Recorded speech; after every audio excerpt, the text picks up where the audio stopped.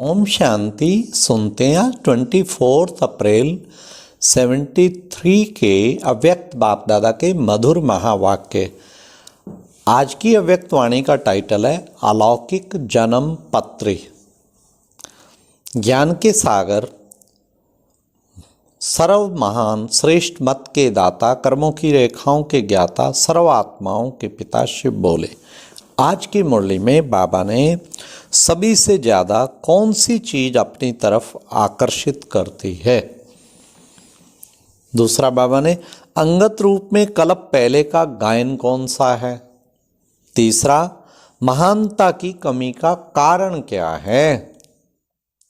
और पहली मान्यता व सर्व मान्यताओं में श्रेष्ठ मान्यता कौन सी है। और लास्टली बाबा ने जन्म पत्री में दशा राशि भाग्य को कैसे जान सकते हैं। तो आओ सुनते हैं 24 अप्रैल 73 की मुरली अलौकिक जन्म पत्री। इस समय सभी मास्टर सर्वशक्तिवान स्वरूप में स्थित हो। एक सेकंड में अपने संपूर्ण स्टेज पर स्थित हो सकते हो। इस रूहानी ड्रिल के अभ्यासी बने हो। एक सेकंड में जिस स्थिति में अपने को स्थित करना चाहो उसमें स्थित कर सकते हो। जितना समय और जिस समय चाहें तभी स्थित हो जाओ। इसमें अभ्यासी हो कि अभी तक भी प्रकृति द्वारा बनी हुई परिस्थितियां अवस्था को अपनी तरफ कुछ ना कुछ आकर्षित कर लेती हैं। सभी से ज़्यादा अपनी देह के हिसाब किताब रहे हुए कर्म भोग के रूप में आने वाली परिस्थितियां अपनी तरफ आकर्षित करती हैं। यह भी आकर्षण समाप्त हो जाए, इसको कहा जाता है ना संपूर्ण नष्टो मोहा। जिस वस्तु से मोह अर्थात लगन होती है वह अपनी तरफ बार बार आकर्षित करती है। कोई भी देह की व देह की दुनिया की परिस्थिति स्थिति को हिला नहीं सके। इसी स्थिति का ही गायन गाया हुआ है।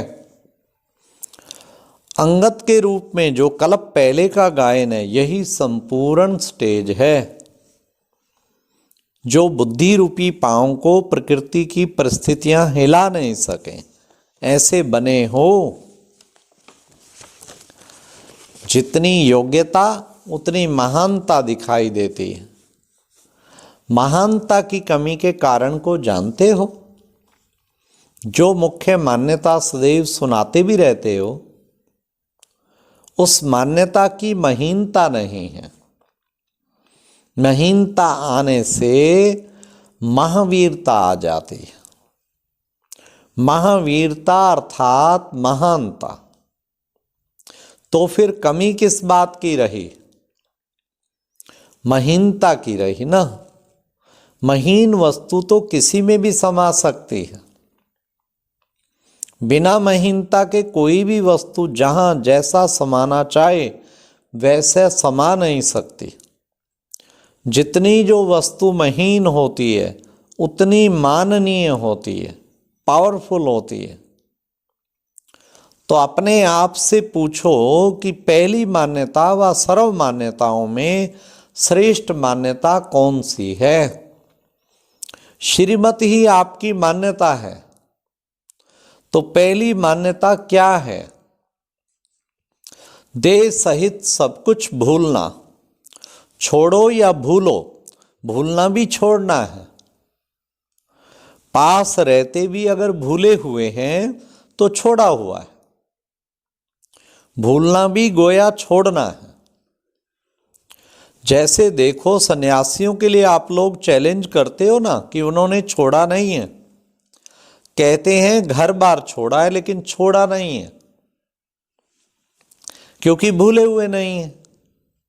ऐसे ही अगर सर्कमस्टांसेस प्रमाण बाहर के रूप से अगर छोड़ा भी अर्थात किनारा भी किया लेकिन मन से यदि भूले नहीं है तो क्या उसको छोड़ना कहेंगे। यहां छोड़ने का अर्थ क्या हुआ। मन से भूलना।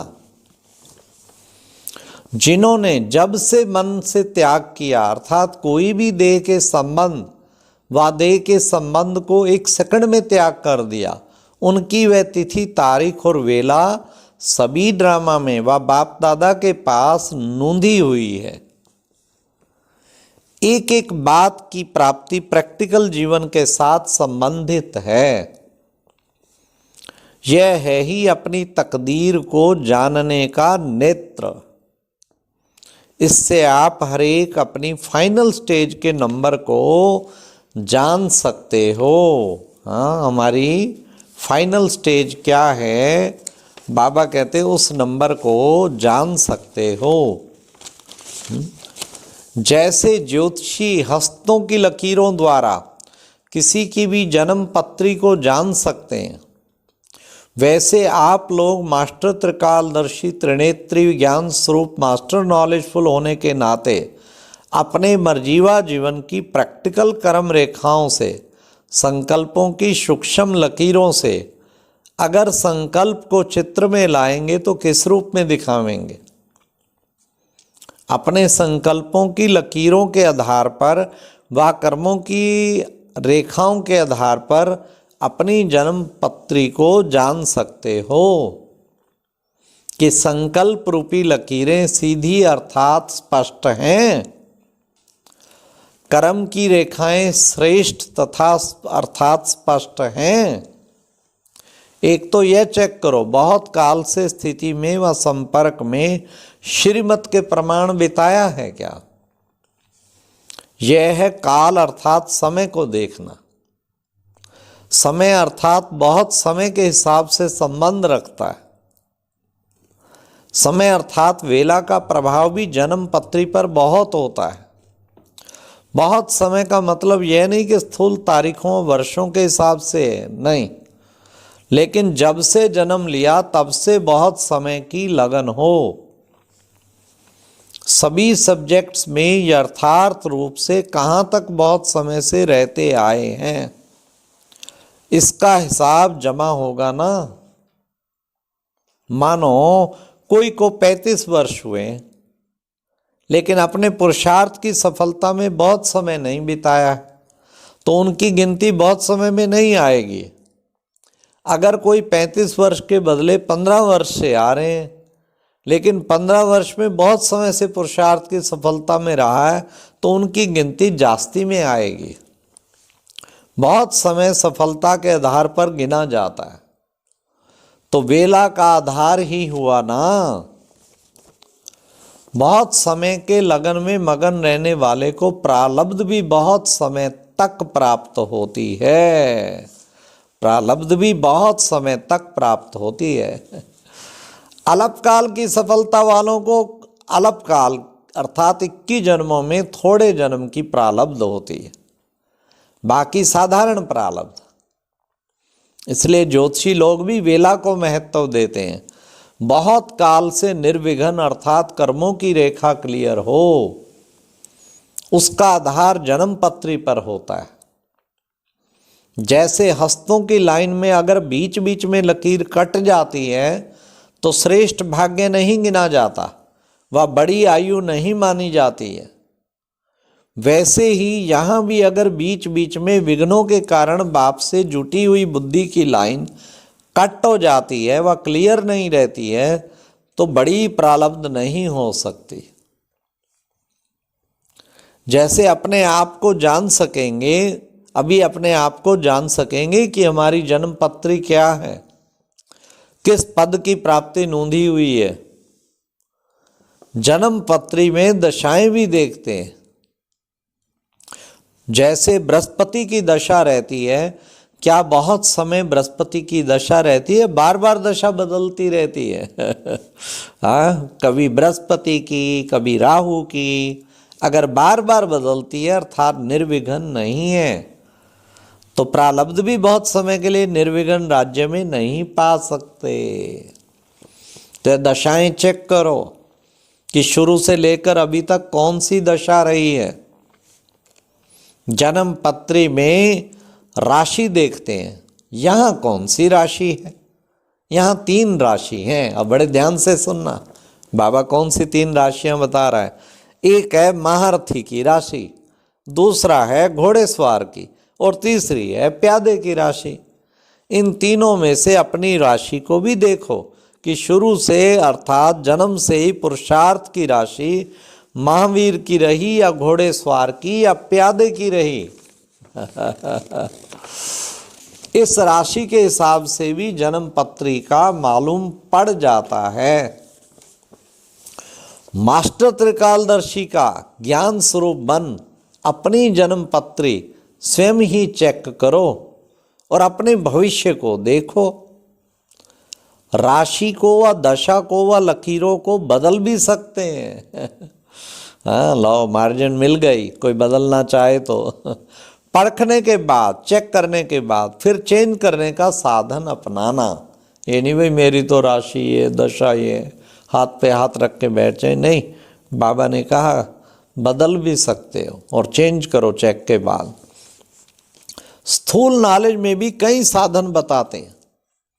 यहाँ तो साधन को जानते हो ना, तो साधनों द्वारा संपूर्ण सिद्धि को प्राप्त करो, समझा? ऐसे ज्ञान स्वरूप, एक एक टाइटल सुनना बाप दादा का दिया हुआ, पूरी मुरली रिवाइज हो जाएगी।